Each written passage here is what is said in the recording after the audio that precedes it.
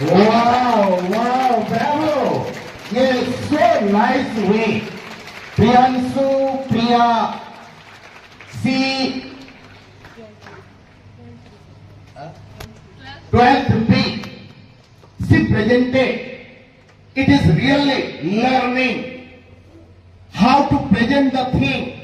जैसे मुझे लगा एक अच्छा वक्ता लोकसभा में जो स्पीकर को एड्रेस करता है, मान्यवर, हर 2-3 लाइन के बाद मान्यवर जैसा जज को माय लॉर्ड करके पुकारता है एक एडवोकेट, उसी तरह उन्होंने so sweet voice, melodious voice में गुरु की महिमा को उन्होंने वर्णित किया.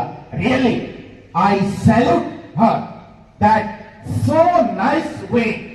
मैडम रागिनी श्रीवास्तव ने ऐसे एक जो इसको नगीना को चुना, वो नगीना हमारे पास अपनी बातों को रखी. गुरु चरणन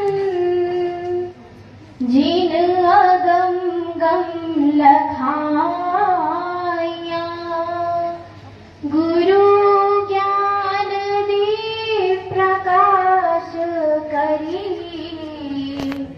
पथ खोली दरस दिखाया. जेहि कारणे सिधा बचे, सो गुरु कृपा से पाया. अकह मूर्ति अमिय सुरति, ताहि देखे समाया, ताहि देखे समाया. सुप्रभात आदरणीय प्राचार्य महोदय, पूजनीय गुरुजन एवं मेरे प्यारे भाइयों बहनों, मैं श्री प्रियांशु प्रिया कक्षा 12वीं ब की ओर से आप सबों का ध्यान गुरु के महत्व की ओर आकर्षित करने हेतु उपस्थित हूँ. मेरी त्रुटियों पर ध्यान न देते हुए ध्यान पूर्वक मेरे विचारों के भाव को सुनेंगे एवं मार्गदर्शन करेंगे. मान्यवर, गुरु शब्द 2 अक्षरों के योग से बनता है. गु का अर्थ है अज्ञान या अंधकार और रु का अर्थ है प्रकाश या ज्ञान. अर्थात जो शिष्य को अज्ञान के अंधकार से ज्ञान के प्रकाश की ओर अग्रसर करता है उसे गुरु कहते हैं. गुरु को ब्रह्मा, विष्णु और महेश कहा गया है.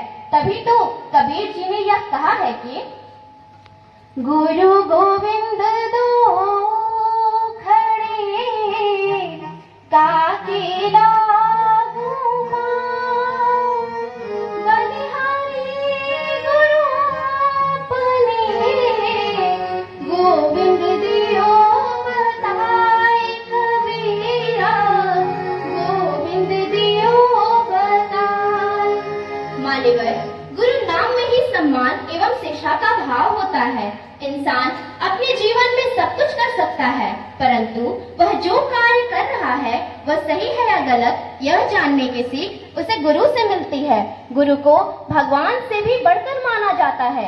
तभी तो किसी ने यह कहा है कि बिना सद्गुरु नाही मीठे भरमवा, बिना सद्गुरु नाही मीठे भरमवा.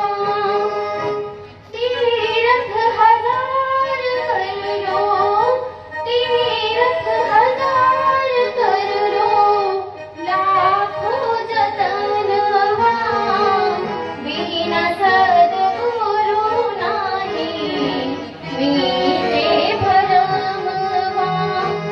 मान्यवर, जीवन में गुरु का होना अंधकार में दीप के समान होता है. जिस प्रकार सूर्य खुद जलकर पूरे संसार को प्रकाश प्रदान करता है, ठीक उसी प्रकार गुरु भी खुद जलकर दूसरों को अग्रसर करते हैं. माता के बाद दूसरा गुरु शिक्षक ही होते हैं. महामहिम मान्यवर, हम यह जानते हैं कि प्रत्येक सफल व्यक्ति के पीछे एक गुरु का हाथ होता है. यदि महाभारत में अर्जुन को गुरु द्रोणाचार्य का साथ नहीं मिलता तो शायद अर्जुन भी धनुर्विद्या नहीं सीख पाते. यदि भगवान राम को वशिष्ठ मुनि एवं विश्वामित्र का साथ नहीं मिलता तो शायद वो भी रावण से युद्ध में विजय प्राप्त नहीं कर पाते।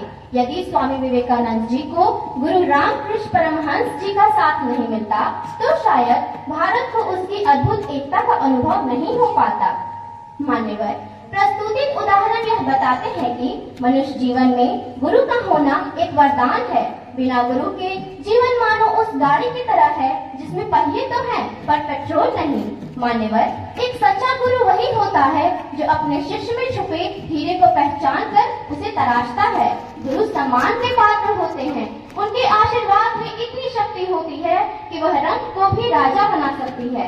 वर्तमान समय में छात्र एवं गुरु का संबंध बदल रहा है। अब छात्र अपने गुरु का सम्मान करने के जगह उनका अपमान करने लगे हैं एवं अपने से बड़ों से अपशब्द भी कहते हैं, परंतु वह यह भूल जाते हैं कि गुरु का अपमान करके वह स्वयं को एवं अपने माता पिता तथा गुरुजनों द्वारा दिए गए संस्कारों को भी कलंकित करते हैं। ऐसे छात्र जीवन में कभी सफल नहीं हो पाते। यदि आप पूर्ण रूप से शून्य हो परंतु गुरु का सम्मान करना जानते हो तो उनका आशीर्वाद आपको अंधकार में भी रोशनी प्रदान करेगा और जीत आपकी होगी। मान्यवर, इसका सटीक उदाहरण स्वयं गुरु चाणक्य हैं, जिन्होंने अपने ज्ञान के माध्यम से चंद्रगुप्त मौर्य जैसे साधारण बालक को सम्राट बना दिया। उन्होंने चंद्रगुप्त मौर्य में छुपे हीरे को पहचाना एवं उसे तराश कर भारत को अर्पित कर दिया। मान्यवर, गुरु चाणक्य के अनुसार गुरु का स्थान पिता के स्थान के समान होता है। जिस प्रकार एक पिता कभी भी अपने बच्चों के लिए बुरा नहीं सोच सकते, ठीक उसी प्रकार गुरु भी अपने शिष्यों के लिए कभी गलत नहीं सोचते। अतः हमें अपने गुरु का सम्मान करना चाहिए एवं जीवन मार्गदर्शन हेतु उनसे ज्ञान प्राप्त करना चाहिए। और अंत में गुरु के चरणों में श्रद्धा सुमन अर्पित करने हेतु कुछ पंक्तियां प्रस्तुत हैं। वंदन है